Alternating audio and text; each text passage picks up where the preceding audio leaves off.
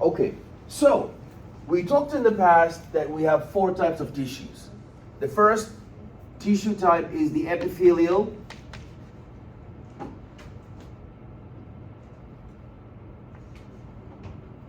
EPIT. Okay.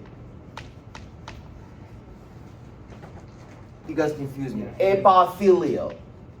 No, it's No, it's epithelial. Yeah, EPI. Yeah, epithelial.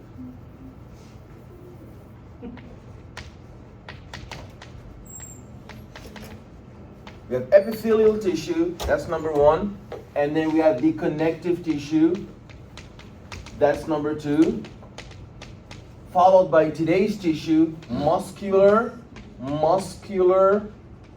tissue. And lastly, today also we're going to cover the nerve tissue.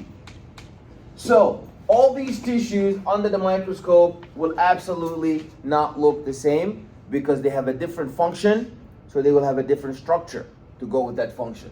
So, epithelial tissue, we discussed that. We said you have a relationship to the basement membrane. Are you stratified? Are you simple? If you're simple, are you squamous?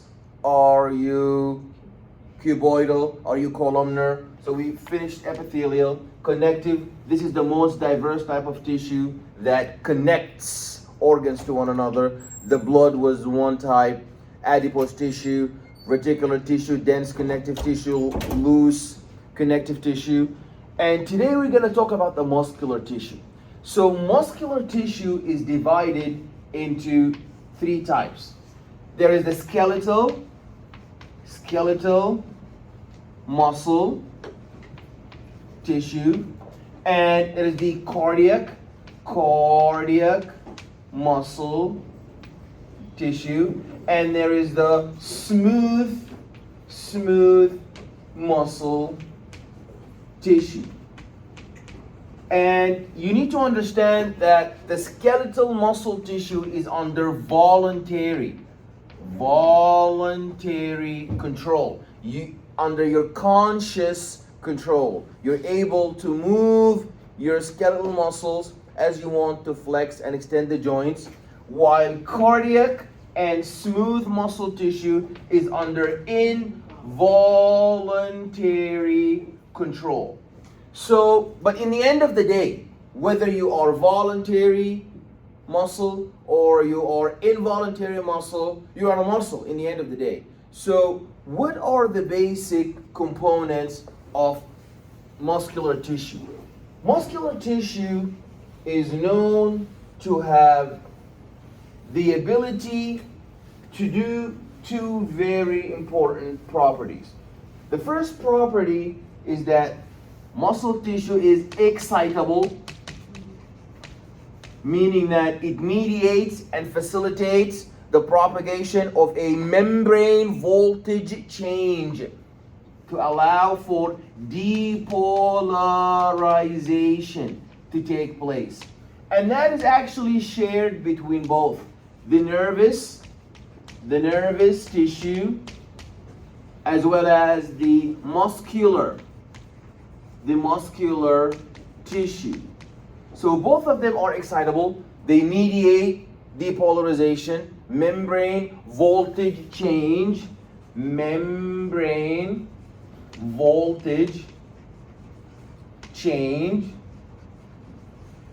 And you see something special about the muscular tissue is that muscular tissue is going to contract. Why?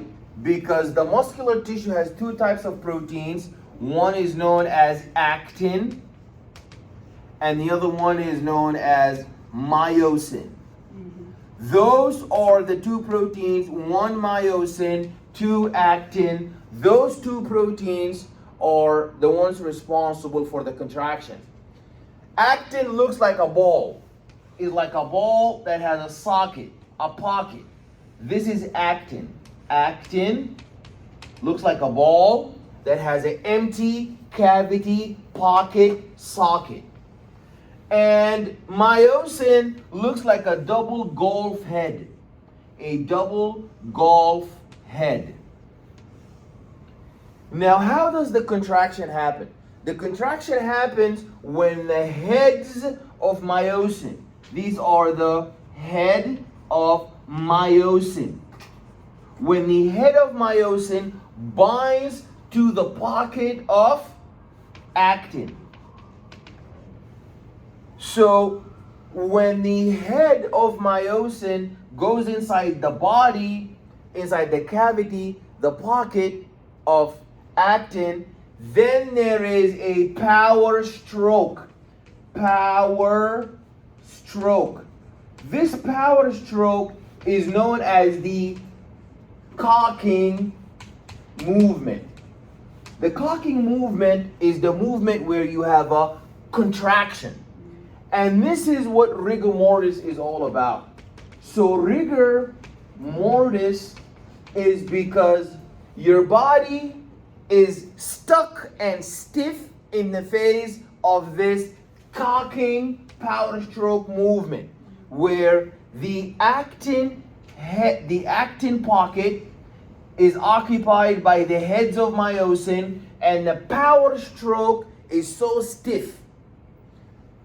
Why is the power stroke ever stiff and is not relaxed in the body of a dead person? So a dead person is going to remain stiff, obviously, for a couple of hours, and then the entire tissue is going to start collapsing, falling apart. But before that, why is the body ever stiff?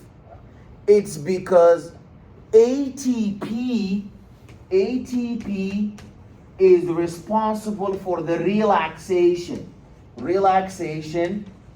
and the uncocking of this actin and myosin. It is so the actual power stroke, the actual contraction, the actual cocking movement is caused by ADP. ADP is adenine diphosphate. That caused the contraction. But the relaxation happens because of ATP. So a dead body obviously cannot make ATP, because remember, one of the signs of life is locomotion, movement, metabolism. So metabolism is to harvest ATP from macromolecules, lipids, proteins, converting macromolecules to micromolecules, catabolizing them, getting ATP. A dead body cannot do that. So because there's no ATP in the body that is dead, there will not be the relaxation, there will be no uncocking, there will not be there's a power stroke and there's a relaxation stroke. So this is the central concept of today's lecture that we're going to go over. You must remember that actin is not just exposed like that. The actin pocket is not just so open and just waiting for myosin golf heads to bind to it and to do this power stroke cocking movement. No, it's actually covered. It's covered by a belt known as tropomyosin. Not troponin, tropomyosin. Tropomyosin is hooked to a protein known as, this is the one you just said, troponin. So if I want to contract, I need to get rid and pull away this tropomyosin. But I'm not going to be able to pull away tropomyosin unless I activate troponin. And troponin is not going to be activated unless we bind calcium. So now you know why is calcium important in contraction. Because when you secrete calcium, calcium is going to bind troponin. Troponin is going to pull down tropomyosin. When tropomyosin is removed, then the pocket head of actin is empty. Then the head of myosin is going to go inside the socket, the pocket of actin, and do the cocking movement, the power stroke, this contraction, and the stiffness. That's how you're able to do the contraction. So we're going to be talking about that. Why does the nerve not have the ability to contract? Because it doesn't have actin and myosin. Why doesn't the epithelial cell contract? Because it doesn't have actin and myosin. Why doesn't connective tissue contract? Because it doesn't have actin and myosin. The only one that is able to contract are the three types of muscle tissue: smooth muscle, skeletal muscle, and cardiac muscle. Students think that only the skeletal muscle, this happens only in the skeletal muscle. That's not true. Smooth muscle contract all the time. Vasoconstriction, to increase the blood pressure. Vasodilation, relaxation. Actin and myosin move away from each other, you relax. Actin and myosin come toward each other, you contract. Smooth muscle. Cardiac muscle, when the heart is a pump and heart is pumping blood, generating pressure gradient so blood can flow all over the body, actin and myosin are operating to do this contraction. So today we're going to be going to lecture over what makes calcium come out. Remember, the calcium is the one who's responsible for removing troponin. Troponin removes tropomyosin. Tropomyosin exposes this empty pocket, then then myosin binds to actin. Is that clear? Any questions? So the last thing that we're going to go over before we go into the PowerPoints. So you have to see that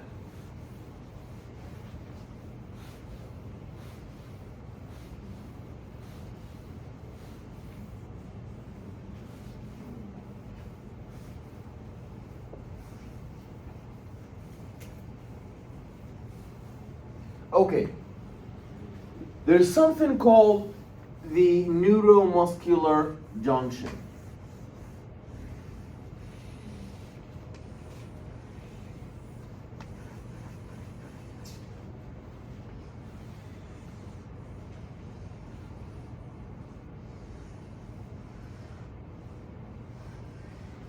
This star-shaped cell, what do you think is that? It's a neuron. Yeah. So no two types of these stellate cells are neurons.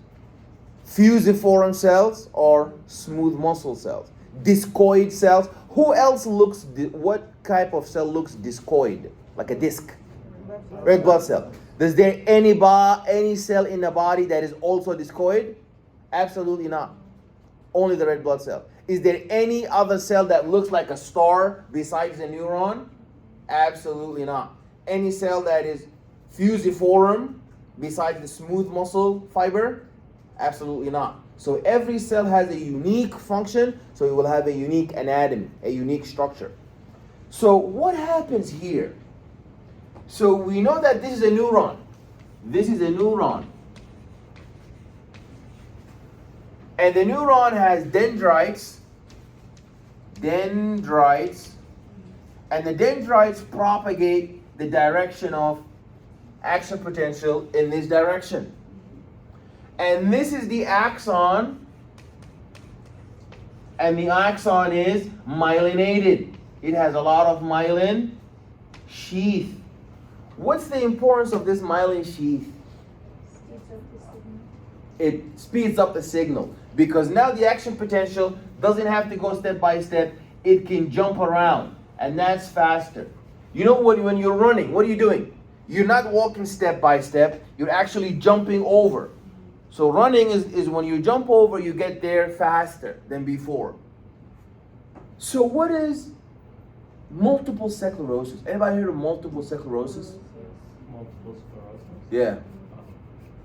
MS. MS. What is MS? What is multiple sclerosis? It's when your muscles weaken and you're not able to use them. So this is the sign, the clinical sign. But we're talking about what caused it. Anybody knows what multiple sclerosis is caused by? Yes, please. Deposition of M protein. Is it No. like neurological? So multiple sclerosis is when your own immune system is suffering from amnesia. What did we call that? When your immune system has amnesia, it doesn't remember self from non-self. What do we call that? Autoimmune disease. When there's an autoimmune disease and there's a projection of antibodies against the myelin sheath. So those patients are gonna have axons with no myelin sheath. And because they have axons with no myelin sheath, what's gonna happen to the propagation of the signal? Slow down. Is gonna slow down. So they are very dampened and slow in their propagation of action potential. In multiple sclerosis, is it only the saran wrap around the axon? Is it only this myelin sheath that is being destroyed? In fact, the cells that make it, the cells that make the myelin sheath, known as the Schwann cells, are themselves killed. So the immune system has amnesia, autoantibodies to destroy all of the myelin sheath and the cells who make it. We will learn about them today, known as the oligodendrocytes and the Schwann cells. So this is the neuron. That's the first interface, the neuron. Then there's a gap here, an empty space, a gap, known as the synapse. And after the synapse, what do you have? You have your Receptors, right? muscle. So that's why they call it the NMJ. What's NMJ? NMJ means the neuromuscular junction. So you really need to know this. This is very important. What happens in the neuromuscular junction?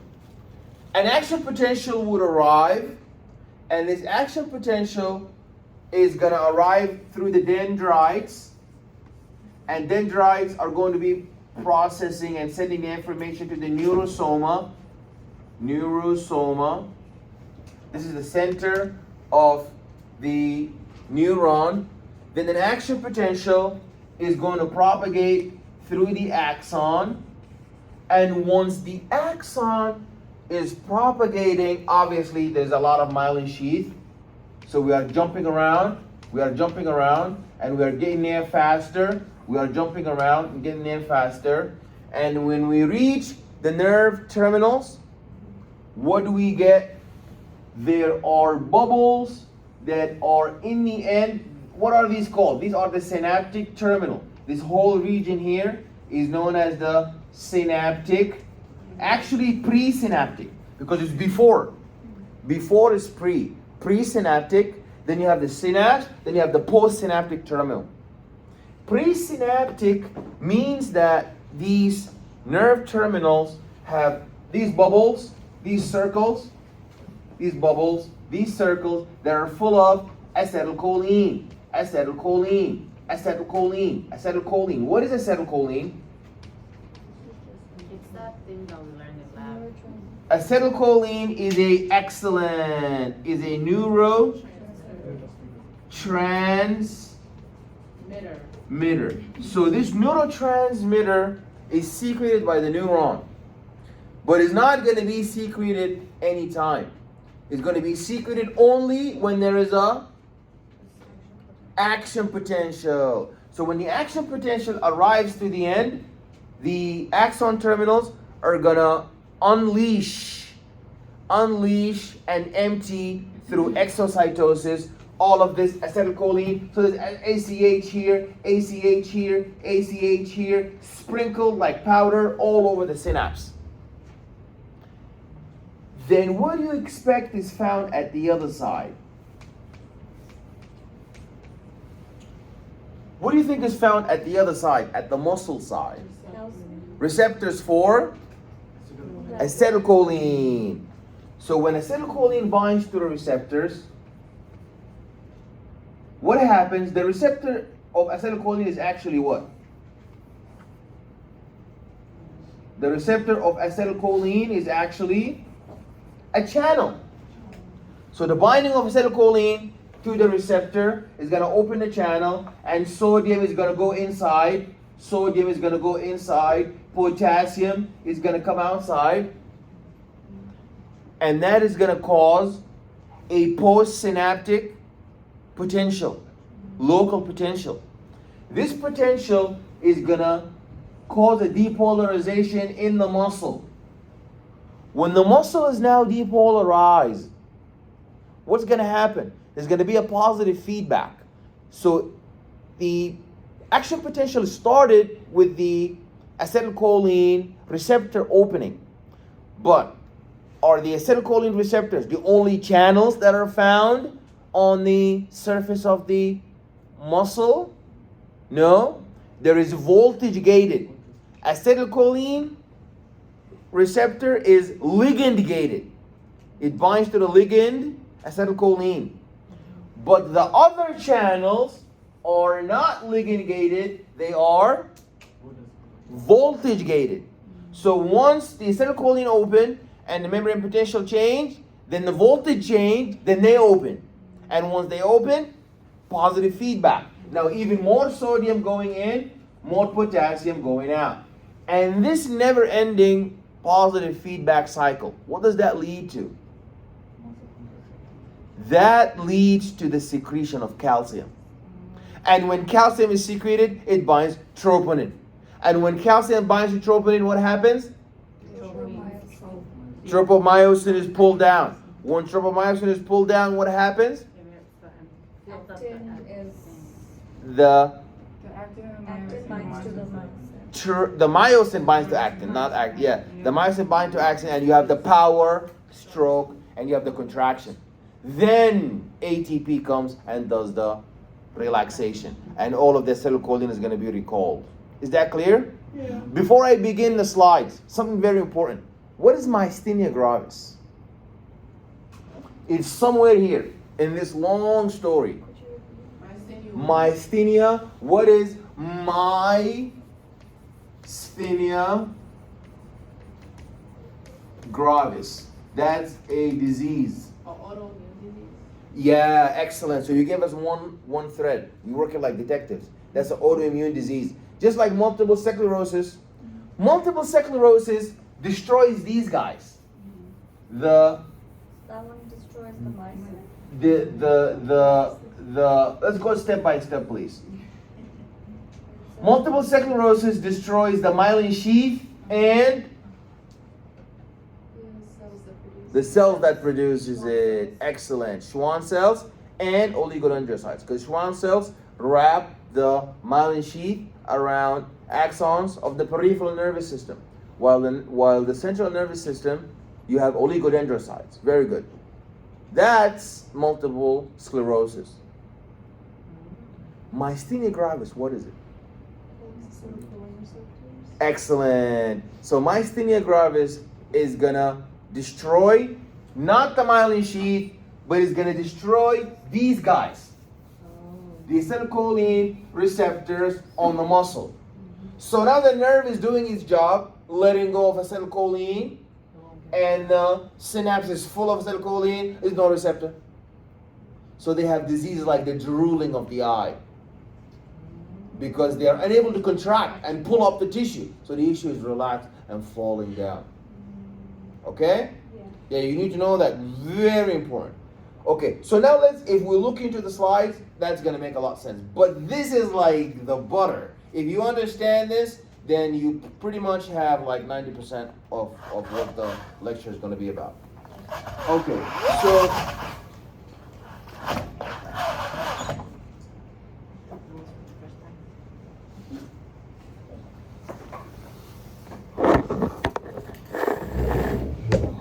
yes. Can I do what? Look at what? I have a question. I'm just trying to show you something.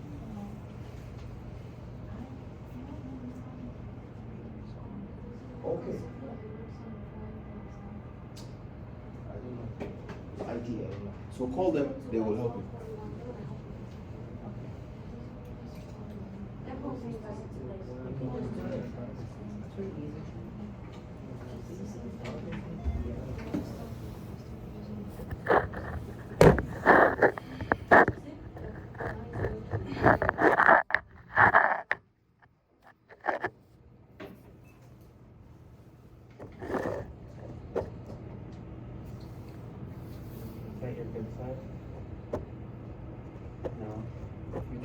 towards yourself. It's your collar. It's sticking out. It's okay. All right. I think that's about as much clarity. Oh, it's okay. I think it covers everything. Okay. So muscular system. So before we memorize I don't know why the book has it that way. The book has you memorize the muscles first without even telling you what the muscle tissue is. So I kind of disagreed. So we'll do that first, and then next week it's gonna make a lot of sense. It makes a lot of sense to memorize what you know, not memorize something you're totally oblivious of. I don't know what we'll be thinking. Anyways, so every muscle, universal characteristics of a muscle, meaning it doesn't matter what kind of muscle you are, smooth muscle, skeletal muscle, cardiac muscle, you gotta fulfill all, not some, all of those. Number one, you have to be excitable, responsive to the mediation of a voltage change, conductivity, meaning that local electrical excitation is going to set off this positive feedback loop of action potentials that are being propagated down the axon. Contractility, there is a shortening when we are stimulated as a muscle. Extensibility, the capability of the muscle cell to being stretched between the contractions. And the elasticity, meaning that the ability to, like we said, power stroke, recovery stroke, contraction and relaxation. Elasticity meaning that the muscle tissue is malleable and returns to the original reset length after being stretched. Oh, that's like when giving birth. No. What do you mean? Elasticity, yes, when you give natural birth. So how is that elasticity? So like describe. The muscle. when So you the give a muscle baby, is gonna oh, you mean like the uterus is contracting and relaxing to keep pushing the baby. Yeah, very good. We discussed that in the beginning. So when the baby is pushing against the cervix, the stretch receptors are gonna send impulse to the brain that this baby is trying to come out. So now positive feedback. Same thing for the breast milk. So the more the baby suckles milk, the more the milk duct is gonna eject the milk for the baby. So yeah, so there's a contraction and relaxation. So this is an example of the universal characteristics of a muscle. If you now look, so now we're gonna look at the different kinds of muscle tissue. There's skeletal muscle that is voluntary striated muscle and is attached to a bone. It has striations, meaning alternating light and dark transverse bands, and you will see that this is because of the actin and the myosin. And you know that skeletal muscle is a type of voluntary, under the direct conscious control of the person. So there we go, that's a skeletal muscle fiber. You see it has a lot of nuclei. The components of a muscle fiber are, number one, the sarcolemma. The sarcolemma is the plasma membrane of a muscle. Sarcolemma is the plasma membrane of a muscle. Sarcoplasm, what does that remind you of? Sarcoplasm is the cytoplasm of the muscle cell. Very good. The sarcoplasmic reticulum, what does that remind you of? The endoplasmic reticulum of the muscle cell. So the smooth endoplasmic reticulum is going to form a network around each myofibril. And this terminal cistern, you know the water cistern, it's full of water. Terminal cisterns in the muscle is going to be full of what? Calcium. Calcium. So the terminal cisterns are going to let go of calcium when an action potential arrives, and calcium is going to be released. Transverse tubules are the tubes and the tunnels and the tubules through which calcium is going to flow on its way out of the cisterns into the troponin. So let's look at a muscle fiber. This yellow saran wrap, you see the yellow saran wrap on the outside? This makes for us a muscle fiber. So this whole thing that you're looking at now, that's a muscle fiber. Now let's look at the building blocks of a muscle fiber. A muscle fiber is made up of, let's go from bottom to top. You see these little tiny tubules coming out? Those are known as microfilaments. These are myofilaments.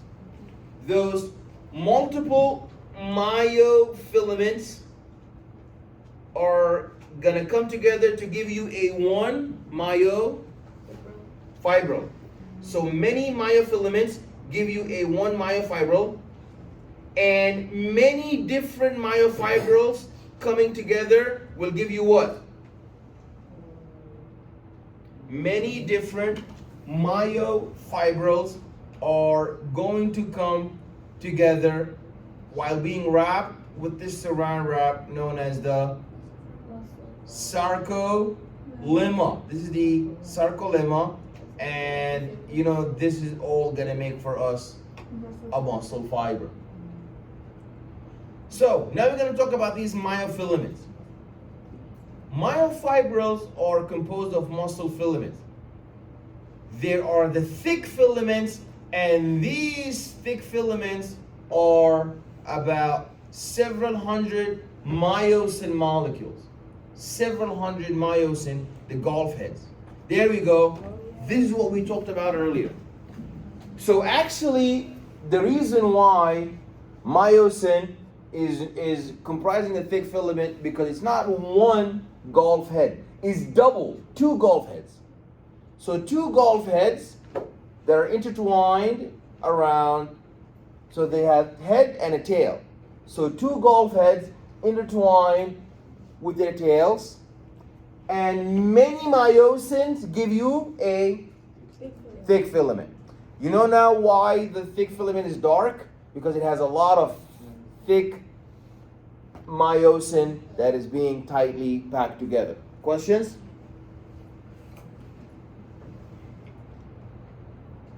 The thin filament is composed of three different protein types. There's a fibrous F-actin, there's two intertwined strands of globular G-actin. Now that's the thin filament. Now we're no longer dealing with thick double golf heads. There we go, that's the thin filament. Do you see now the structure of the thin filament? Do you see the balls of G-actin, actin, actin? Do you see their pockets?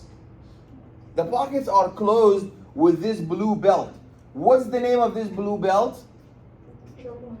Tropomyosin. What's the name of this yellow structure that is gonna pull down tropomyosin? That's troponin. Excellent. Now let us look at how are they structured in the muscle. So now that's how they overlap. There's an overlap before we look at them separately. The thick filament and the thin filament. Now let's look at how they are together in the muscle. When you are relaxed, they look like this. There is a bare zone.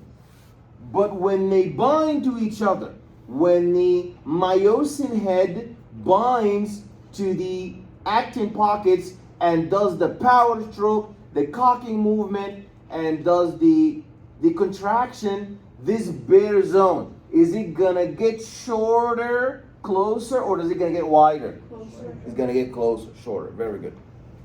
So now let's look at that taking place. So elastic filament, these are made of huge springy portions known as titin. And now this structure, we have a regulatory structure, and tropomyosin and troponin. You know, remember tropomyosin and troponin? These guys, the belt and the troponin that brings it down. These are known as regulatory proteins. Why do we call troponin and tropomyosin regulatory proteins? It's because they regulate whether or not the muscle contraction will take place. Excellent, Dimex. Okay. So we talked about that. The tropomyosin and troponin, they act like a switch that determines when a fiber can and cannot contract. Remember, they act like a switch. If they remove tropomyosin, we determine whether or not there's going to be a contraction. Myofilaments have like a switch. The regulatory proteins, tropomyosin and troponin, you see here, they act like a switch because when they remove and expose the sockets and the binding sites and the pockets, then they regulate. Are you going to bind or not?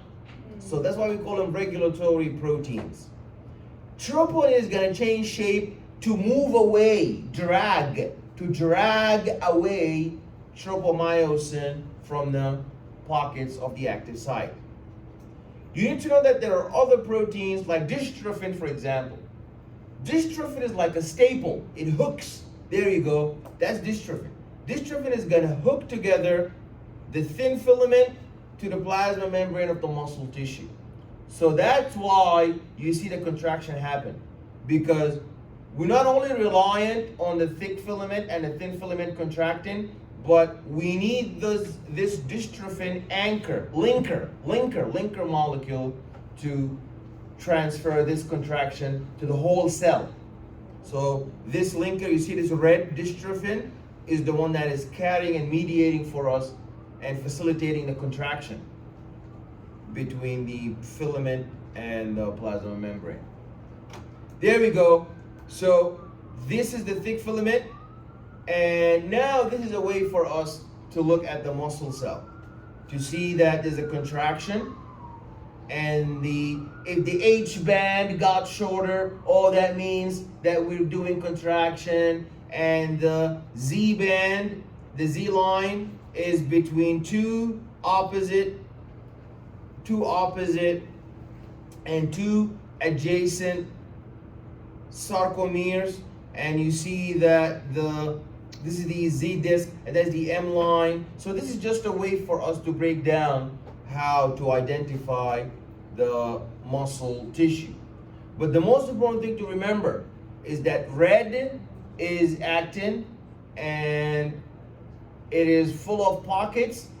Attached to it are the tropomyosin and troponin. So three are in one place: actin, tropomyosin, and troponin.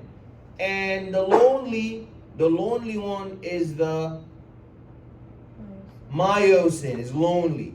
And then when troponin removes tropomyosin, exposing the binding site, the contraction will happen. The sarcomere, everybody look at the sarcomere. This sarcomere represents a segment from the Z disc to the Z disc, is the functional contractile unit of the muscle fiber. I definitely got that wrong. I forgot that name on On the practical last week, that's what I got wrong. Yeah, it happens. So the skeletal muscle cannot contract unless stimulated by a nerve. I think we went over that concept before. If there's a patient who is suffering from paralysis from the waist down, if you look at somebody who's on the wheelchair and you look at their muscles, you see that the muscles of the thigh that are supposed to be huge, you see that they are so thin.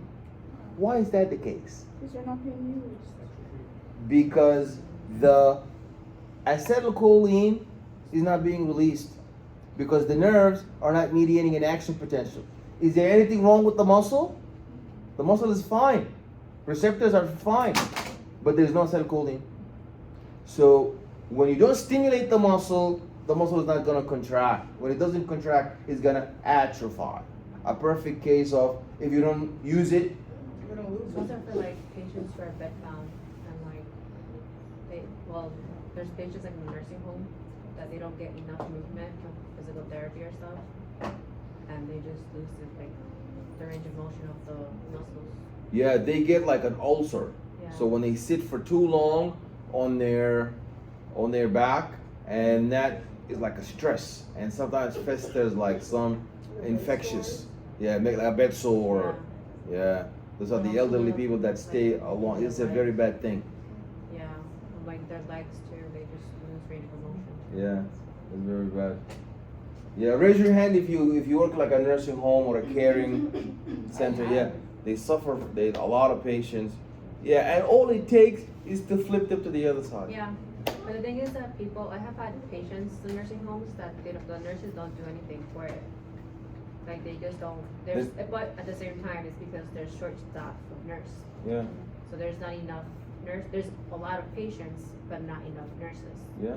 For a reason, they don't want to pay any more Yeah. nurses.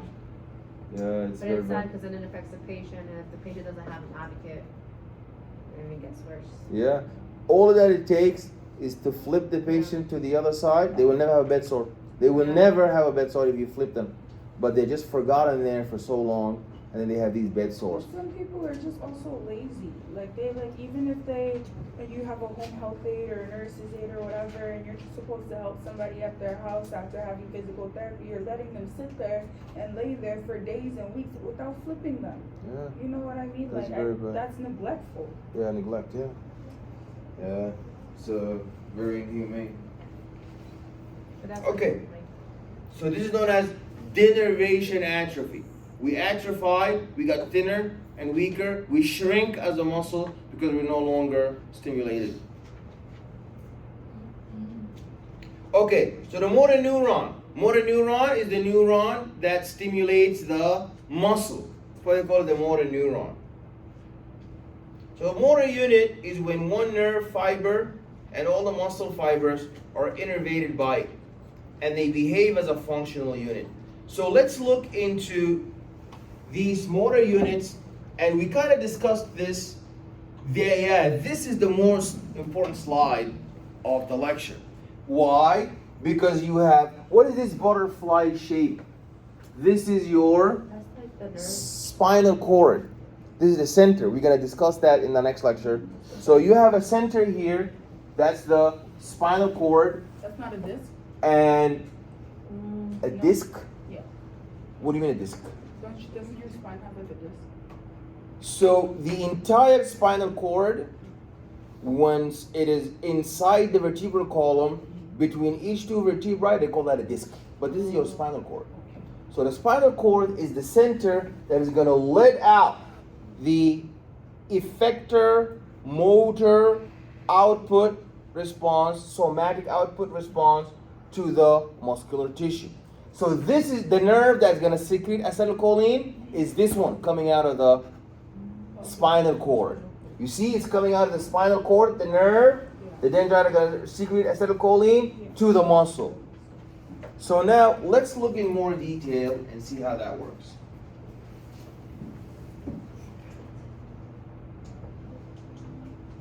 The synapse. Synapse is the point. Did we discuss the synapse? The synapse is the point where a nerve fiber is going to meet its target cell. So we discussed that. It's the gap between the nerve and the muscle. So when a target cell is a muscle fiber, the synapse is also called a neuromuscular junction. So each terminal branch of the nerve fiber within the neuromuscular junction is going to form a separate synapse with the muscle fiber consisting of axon terminals. These are swollen ends of the nerve fibers. They contain synaptic vesicles with neurotransmitters known as acetylcholine. We discussed that. And there is synaptic cleft, which is a narrow gap between axon terminal and the sarcolemma. There we go. This is what we were looking at earlier. So if you look here, you see that, what is this? This is the nerve terminal. And what is that? That's the muscle. And in the end of the nerve terminal, you see these bubbles? What are the bubbles full of? Acetylcholine. They're full of acetylcholine. Acetylcholine is going to be released into the gap, and then acetylcholine is going to bind the receptors. So this is the interface. A nerve here, and this is a muscle. That's the nerve, and that is a muscle. The nerve is going to secrete acetylcholine when there is an action potential, and it's going to bind to the receptor channels. Then an action potential is going to propagate down, and then calcium is going to be secreted from the terminal cisterns, and then calcium is going to bind troponin. Troponin is going to remove tropomyosin, and then actin is going to bind, myosin is going to bind to actin. Okay, the muscle cell sarcolemma has millions of acetylcholine receptors. And there is a postsynaptic membrane fold. These are known right here. those are the junctional gaps. Those are the junctional gaps that have a high surface area, just like your digestive tract. The entire neuromuscular junction is enclosed in a basal lamina.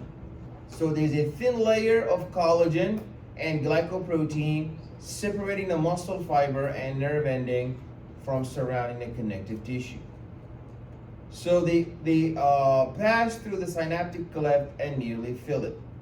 The sarcolemma and the lamina with the synaptic cleft contain acetylcholinesterase. This is very important to know. What is acetylcholinesterase? Acetylcholinesterase ACE means that this is a enzyme. Acetylcholinesterase, it means that it's an enzyme that's going to shred and destroy and degrade who? Acetylcholine. Because once acetylcholine was released from the neuron, the nerve terminals, and you let go 1,000,000 of it, and then they attach to the muscle, and then the muscle contracted, you need to end the contraction. Are you going to have acetylcholine forever in the synapse? Otherwise, you're going to have a never-ending contraction. Yeah. So we need to recycle that acetylcholine, shred it, get rid of it, and pull it back into the neuron. Is there a condition that where that happens, like a never-ending contraction? Is that Parkinson's? Yeah, that is used in the weapons like the mustard gases. In countries where people go out and protest, Yeah. so they throw at them gas. Yeah. This gas is going to inhibit acetylcholinesterase. So that means these people are going to have never-ending acetylcholine in the synapse and never-ending stimulation, leading to sludge. SLUDGE, sludge. S, saliva. They're going to be salivating. L, lacrimation, crying. U, urination. They're going to be urinating themselves. Yes, because there's a contraction of the bladder. Yeah. You cannot recycle it. And vomiting, diarrhea. So this is a very dangerous type of gas that's gonna. How long does it last? As long as you move away from it. Yeah, so like I experienced that, but not to that extent. But usually we have lemon because we like suck on it so that the saliva it burns the thing. It's like used in protest. Damn. Well, So like, why do people suck on lemon? something of the acid helps us with your mouth, something like that. I don't know. I was in 9th grade. We were protesting for schools over there and back home, but And they threw that at you. Yeah, we have to cover ourselves because it was a protest. They threw it at me too. I remember back when I was in med school, back home they were protesting. Yeah. So I did not want that stuff to happen to me. So I ran for my life. It's to run, literally. You have to run. And still, even though I was far away, It burns. like the tears. Yeah. Yeah, it burns for a while. Yeah, it was yeah. Acetylcholinesterase is an enzyme that helps break down acetylcholine. Exactly. When it's done its job. Because you don't want a never-ending contraction. You want just a temporary. Okay? So Parkinson's and acetylcholine have nothing to do. Different. Nope, they have nothing to do with each other. Parkinson is when there's a problem in the substantia nigra and you cannot release dopamine. So dopamine, the problem is dopamine is an inhibitory hormone. Acetylcholine is excitatory. So dopamine is gonna shut down acetylcholine, just like acetylcholinesterase. So those people are gonna be moving a lot because dopamine, who's supposed to control their motion, is not working because there is a damage. Where is dopamine coming out from? The substantia nigra. The substantia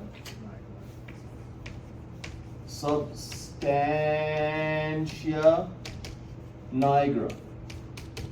That is where we have the center for the release of acetylcholine. Are we clear? Yes. Thank you. So the short answer quiz or this thing that they got us to is gonna be something like that. So I'm gonna ask you what does acetylcholinesterase do? And what is the mustard gas or these gas protests this gas that's being thrown in like protests to separate crowds. How does it work? Maybe a question like, yeah, the trivial things we talked about in class. It's like a recall kind of thing. So, This is for the next exam?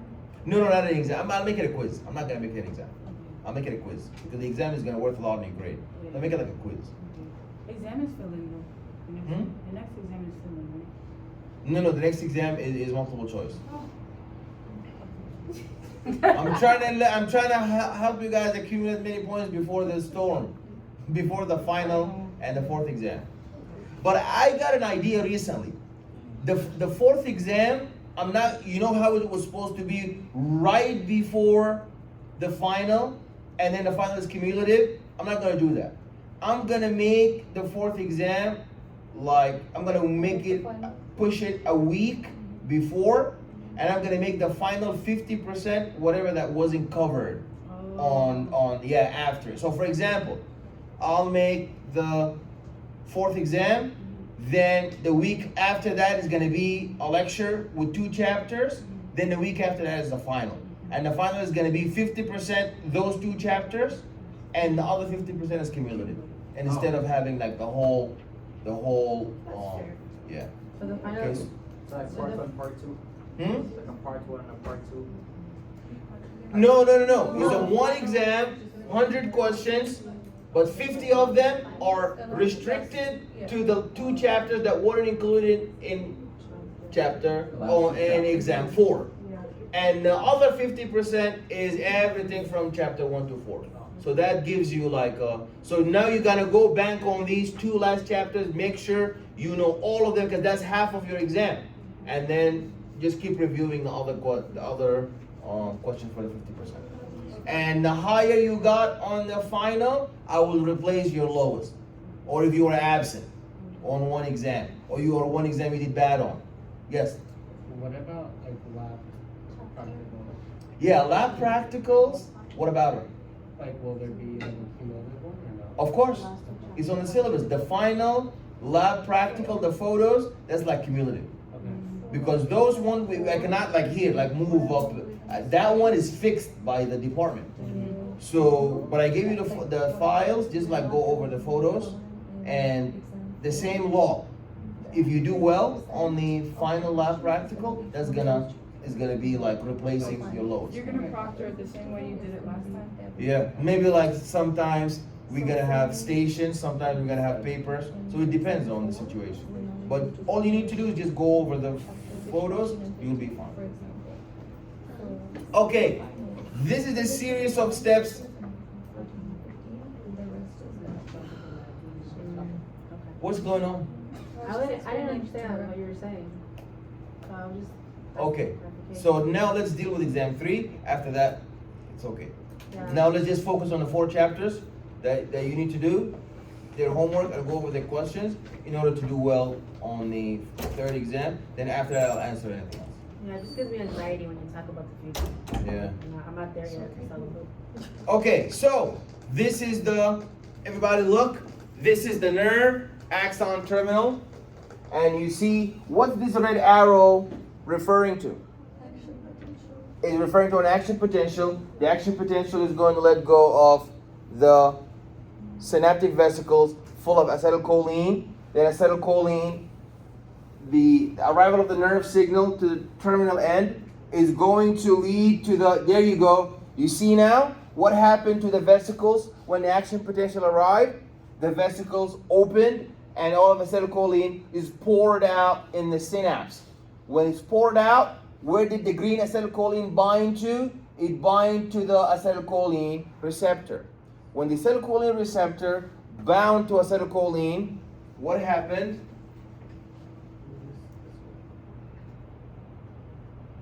It opened. When the acetylcholine receptor opened, what happened? Sodium went in and potassium went out. So the binding of acetylcholine to the receptor is going to open it, and this beginning, the opening of this ligand regulated ion gate is going to lead it to an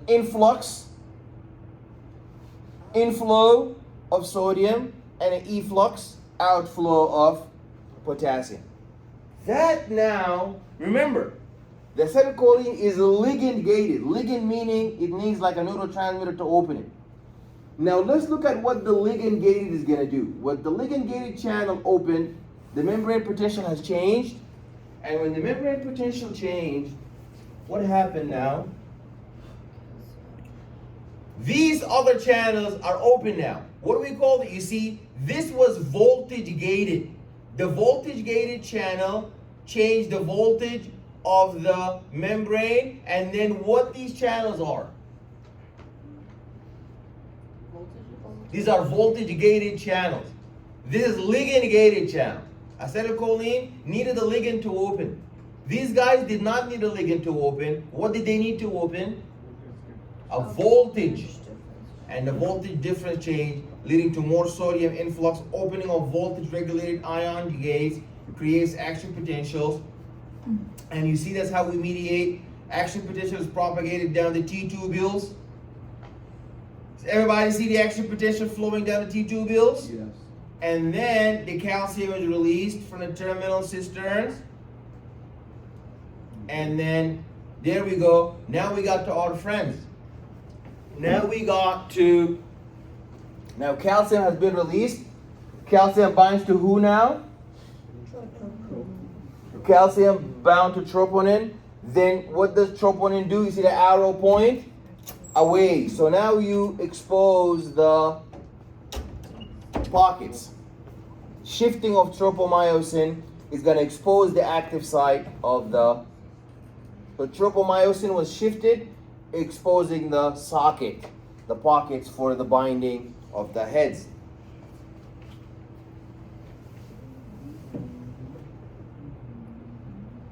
You see there's a hydrolysis of ATP to ADP.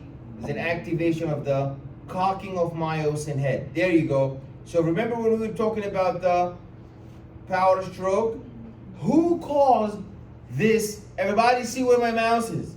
This is known as the cocking of myosin head. How did it happen? It happened because ATP or ADP? ADP. Now there we go. Then there is a myosin actin cross bridge. There's tight binding, and there's a formation of myosin actin cross bridge, and the power stroke or the cocking movement where there's a sliding of the thin filament over. So the thin filament is gonna slide over the thick filament, making the bare zone shorter. Remember the bare zone? Smaller and shorter. And this is the cycle. So, and now we're not done. When we finished, when there's a cessation of the nerve stimulation of acetylcholine release, so no more action potential, no more acetylcholine release. Acetylcholine is broken down by who? You see this purple acetylcholinesterase, ACHE, is going to degrade that. So that's what dopamine does in your nervous system. It kind of blocks, it doesn't degrade acetylcholine, but it blocks its secretion. And there's a reabsorption of calcium ions by the sarcoplasmic reticulum, and then there's a loss of calcium ions from troponin. So the acetylcholinesterase is in the sarcoplasm? The acetylcholinesterase is found in the sarcoplasmic reticulum, and it's gonna get rid of this. No, it's not the sarcoplasmic reticulum. Acetylcholinesterase is found in the synapse, because acetylcholine is in the synapse. And then there's a loss of calcium ions. When there's no calcium ion, troponin is gonna get back to where it was. And now you see, this is the ATP. When there's ATP, there is a return of tropomyosin to its normal position, and then there's a blocking of the active site of the active sites of actin. Are we clear? Now what's recovery stroke? The recovery stroke is when we relax. Is when ATP binds and we prevent this kind of rigor mortis. So there's no stiffness. Remember, the cocking, contraction, movement is done by ADP, and ATP causes the relaxation. Length tension relationship. So the most amount of tension generated by a muscle is going to depend on how stretched or shortened it was long before it was stimulated. So if overly shortened before stimulated, the contraction is going to be weak. The optimum resting length is going to produce the greatest force when the muscle contracts. The nervous system maintains a muscle tone with partial contraction to ensure that the resting muscle is rear its length. So that shows us that relative tension of the relative tension generated upon the stimulation of a muscle as a function of this sarcomere length. So if you are not stretched, if you weren't very stretched before stimulated, you will have a high capacity to stretch. But if you have been exhausted and stretched severely before the contraction, you will be contracted, but not as much as if you were relaxed and just not under stress. Wait, so that's Yeah. something that Yeah, triggers stretch? Like, you just talked about trigger stretching? yeah. So if the muscle was initially severely stretched, like if you were holding something for a while, then you try to stimulate the same muscle that was holding a bag, you're carrying a shopping bag for so long. And then now you want to carry something again. The contraction will not be as adequate. Why? Because the muscle has been severely under stress. Is that when you get Numb? like no, like not numb, like you know, like your toes, your feet, like sometimes. No, like you get like literally like your big toe will go like this. I don't know how you say it in English. I don't know how you say it in English. That is kind of like numbness. No, I don't. Because Muscle you don't spasm. feel I think it, it's like you're- muscle. I feel it, girl. Oh, It's like muscle spasm, like your finger will like. But then when you stretch it, I don't know. Is that related to that or no? I don't know what you're talking about. Yeah, I know. There's a name for it. I just forgot, but never mind. Okay. Rigor mortis, we talked about that. Is the hardening of muscles and stiffening of the body 3 to 4 hours after death. And that is because the deteriorating sarcoplasmic reticulum is going to release a lot of calcium, and deteriorating sarcolemma is going to allow calcium to enter the cytosol. Rigor mortis is going to peak about 12 hours after death, and this diminishes over the next 48 to 60 hours. Where do we get the ATP from? Obviously, we get the ATP by metabolizing glucose in the glycolytic pathway, protein catabolism, lipids. And if oxygen is present, that's aerobic respiration, where oxygen is the terminal electron acceptor in the mitochondria, and we get a lot of ATP from that. But if you're running and you're exhausting, there's a high metabolic demand and decreasing the oxygen saturation in the blood, then we resort to an alternative compensatory adaptive mechanism, which is anaerobic fermentation. And that is going to be providing us with temporary ATP to get by, but the byproduct is pretty toxic. It's known as lactic acid. lactic acid. Very good. So there's the phosphagen system. Please remember that, that's important. The phosphagen system shows you how we get ATP by two different sources. This is really, really, really important. How does the phosphagen system operate? Well, there are two key players in the phosphagen system. Either myokinase or creatinine kinase. Two players, they lead the same thing. Both give you ATP, but from different sources. So the myokinase and the creatinine kinase both give you ATP. The easiest one to remember is creatinine kinase because it gives you phosphate from who? Creatinine phosphate. So creatinine kinase, what does kinase mean? Kinase, obviously ACE means it's an enzyme.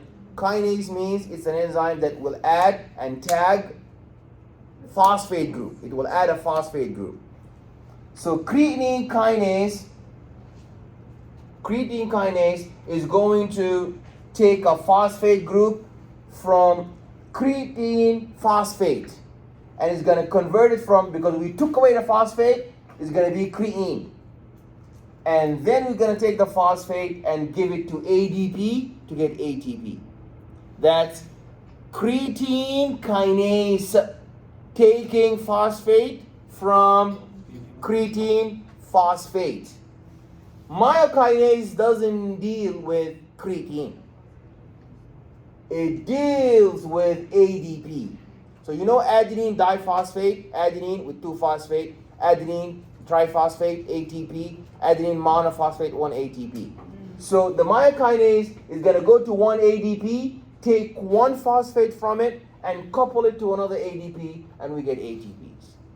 So both systems, in the phosphagen myokinase or creatine kinase, both of them are going to give you ATP, but from 2 different suppliers. For creatine kinase, it is actually creatine phosphate, and for the myokinase, it's ADP.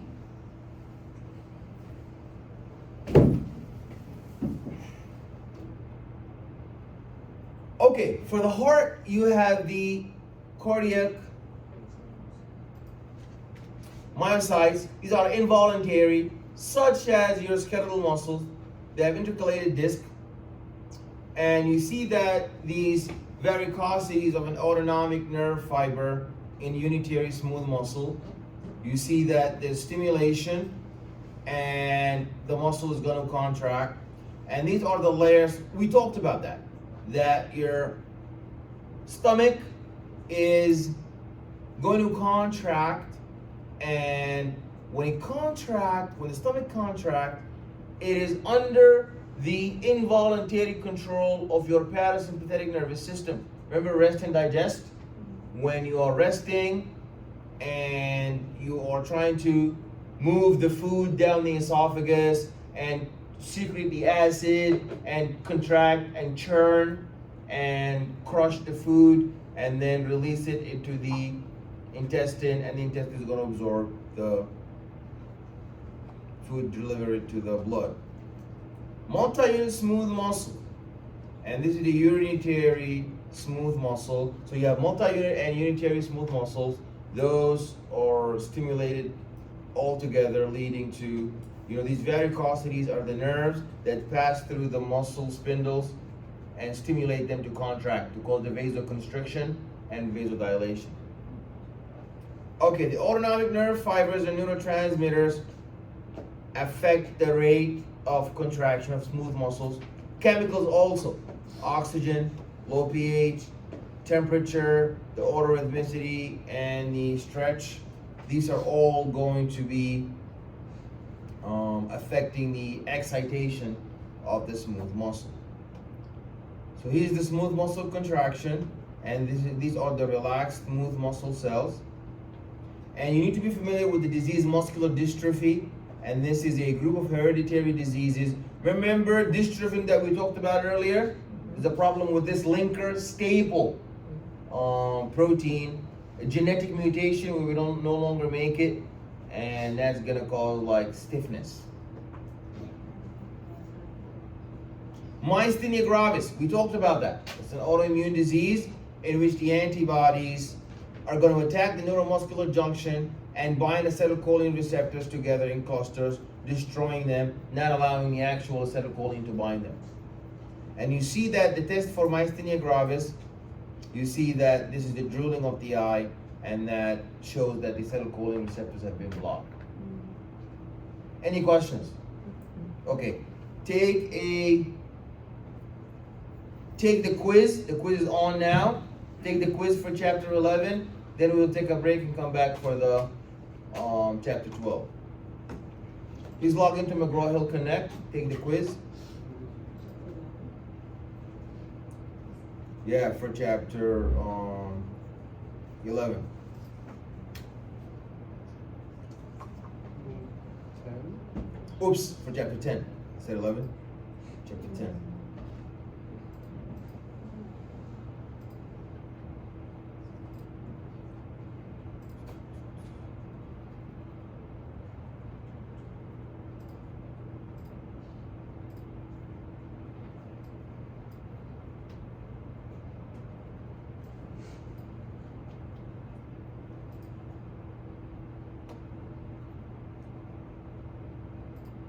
If you finish, please go on break, come back 9:45.